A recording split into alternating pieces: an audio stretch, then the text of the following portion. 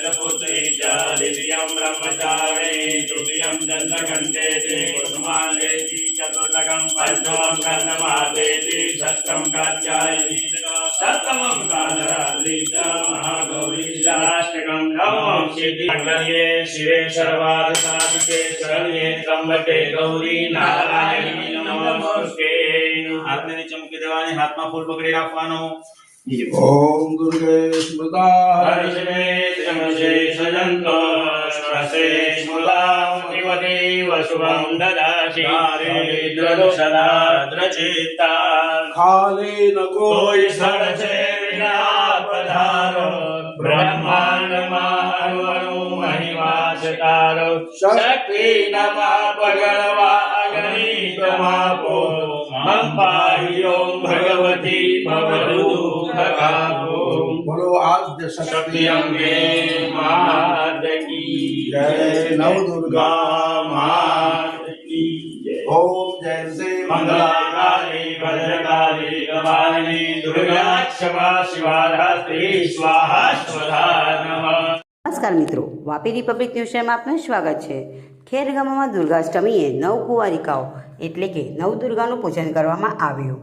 કલિયુગમાં નવ કુંવારિકાઓ નવદુર્ગાનું સ્વરૂપ છે, એનું પૂજન કરીને ભોજન કરાવવાથી માની કૃપાથી ભય, દુઃખ અને શત્રુઓનો નાશ થાય છે। ઉપરોક્ત શબ્દોનું ઉચ્ચારણ આજે ફાલ્ગુની દુર્ગાષ્ટમીના પાવન દિવસે મા ઉપાસક કથાકાર પ્રફુલભાઈ શુક્લએ કર્યું હતું। આ પ્રસંગે ધર્માચાર્ય પૂજ્ય પ્રભુદાદા, આચાર્ય અનિલભાઈ જોશી, કથાકાર કશ્યપભાઈ જાનીએ મંત્ર ઉચ્ચાર કર્યા હતા। રેખાબેન શુક્લ જેઓ કેનેડાથી છે અને નીતાબેન શુક્લ તરફથી માતાજીને ભેટ શણગાર અપાઈ હતી। વ્યવસ્થા અને સંચાલન પ્રતિકભાઈ પટેલ અને કોકિલાબેન રાઠોડે કર્યું હતું। દર મહિનાના નિયમ પ્રમાણે જગદંબાધામ ખેરગામમાં જય ભવાની જય અંબેનો નાદ કરવામાં આવ્યો હતો। કથાકાર પ્રફુલભાઈ શુક્લએ નવદુર્ગાનું પૂજન કરીને નવ કન્યાઓને ખીરનો પ્રસાદ આપીને ભોજન કરાવ્યું હતું। જ્ઞાનની દીપક સહજાવ સેવા પરમ પૂજ્ય પ્રાતસ્મી વંદની એવા પ્રફુલ્લ બાપુને વંદન સાથે અને એમણે આ નવદુર્ગાનું જે આજે પૂજન કરાવ્યું, ખરેખર અતિ ઉત્તમ। નવદુર્ગા એક જગતની માતા છે અને બહુ મહાશક્તિ છે। એ શક્તિની જે સાધના પૂજા અર્ચના કરે એનું જીવનમાં કલ્યાણ થાય એ શાસ્ત્ર પ્રમાણે આપણને બતાવે છે।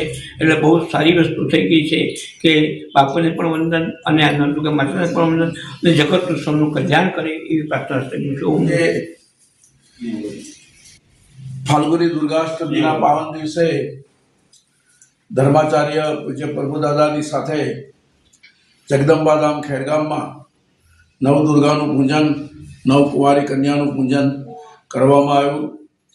દેવી ભાગવત એમ કહે છે કે નવ કુંવારી કન્યા એ નવદુર્ગા સ્વરૂપ છે અને કલિયુગમાં એનું દુર્ગાષ્ટમીના દિવસે દર મહિને અહીંયા પૂજન થાય છે। માતાજીની દયાથી આ નિત્યક્રમ જળવાઈ રહ્યો છે। એની ઈચ્છા હશે ત્યાં સુધી થતું રહેશે। પણ એક આનંદ છે કે આ કુંવારી કન્યાઓમાં માનું દર્શન કરીને એની પૂજા કરીને આજે જ્યારે આ કાર્ય સંપન્ન થાય છે। બોલો નવદુર્ગા